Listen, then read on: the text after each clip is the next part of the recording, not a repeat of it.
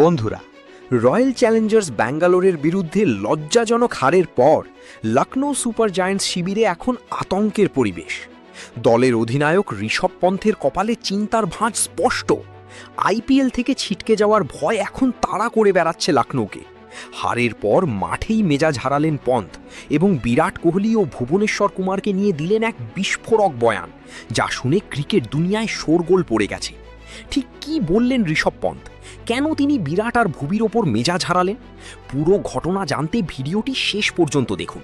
তবে তার আগে আপনি যদি বিরাট কোহলি ও ঋষভ পন্থের ভক্ত হন, তবে ভিডিওটিতে একটি লাইক দিয়ে আমাদের জানান যে পন্থ ও রোহিত শর্মার মধ্যে কে সেরা অধিনায়ক। আইপিএলের 23তম ম্যাচে মুখোমুখি হয়েছিল লখনৌ সুপার জায়ান্টস ও আরসিবি। টসে জিতে ব্যাঙ্গালোর অধিনায়ক রজত পাটিদার প্রথমে বোলিং করার সিদ্ধান্ত নেন। ব্যাটিং করতে নেমে লখনৌয়ের শুরুটা ছিল ভয়াবহ। মিচেল মার্শের 40 এবং আয়ুষ বাদনির 38 রান ছাড়া আর কেউ ক্রিজে টিকতে পারেননি। নিকোলাস পুরান থেকে শুরু করে খোদ অধিনায়ক ঋষভ পন্থ সবার ব্যাটই ছিল শান্ত। ফলস্বরূপ নির্ধারিত ওভারে মাত্র 146 রানেই থমকে যায় লখনৌয়ের ইনিংস। আরসিবির সামনে লক্ষ্য ছিল মাত্র 147 রানের।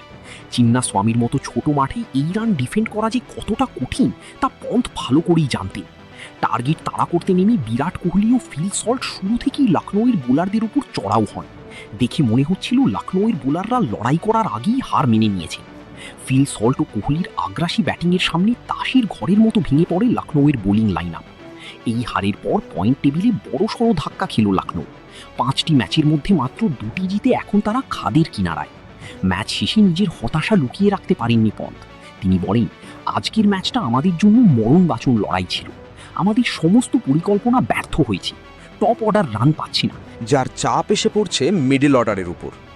এরপরই তিনি আরসিবির বোলারদের প্রশংসা করে বলেন যে স্লোয়ার বলগুলো এই পিচে দারুণ কাজ করেছে। তবে সবচেয়ে অবাক করা বিষয় হলো বিরাট কোহলি ও ভুবনেশ্বর কুমারের নাম নেওয়া।